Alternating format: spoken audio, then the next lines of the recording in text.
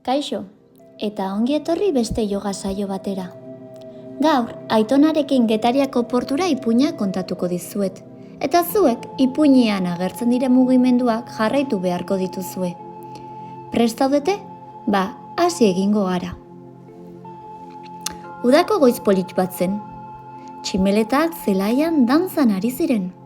Tximeletaren postura egingo dugu. Ane eta bere Aitona portura joan ziren goiz pasa. Getariko portuko haizeak bere aurpegia goxo ikutzen zuen, eta olatuek dantza egiten zuten. 3 aldiz arnasa sakon hartuko dugu. Portura iritsi zirenean, eguzkia agurtu zuten. Anek besoak zerura altxatu zituen eguzkia agurtzeko. Bere gorputza luzatu zuen, eta eguzkiaren beroaz bete zuen. Kai-muturrean, dordoka zahar batek Ane eta Aitona ikusi zituen, eta honela esan zien. Lasaitasuna barrutik dator, proba ezazu nire postura. Ane lurrean eseri, eta bere gorputza dordoka baten modura bildu zuen. Ane eta Aitona hondartzara gerturatu ziren. Bapatean, olatuen artean, marrazo txiki bat ikusi zuten.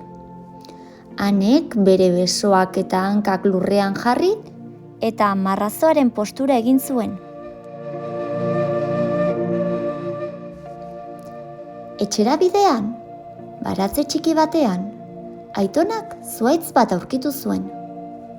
Haren adarrak zerura zabaltzen ziren. Anek oin bat altxatu eta besoak gorantz luzatu zituen, zuhaitzen antzera. Ane eta Aitona etxe ondoko parke batean eseri eta lasai-lasai gelditu ziren azkenean.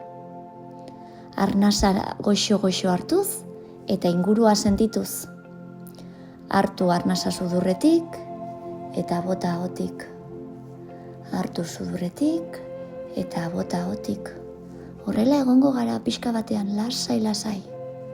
Ingurua sentituz.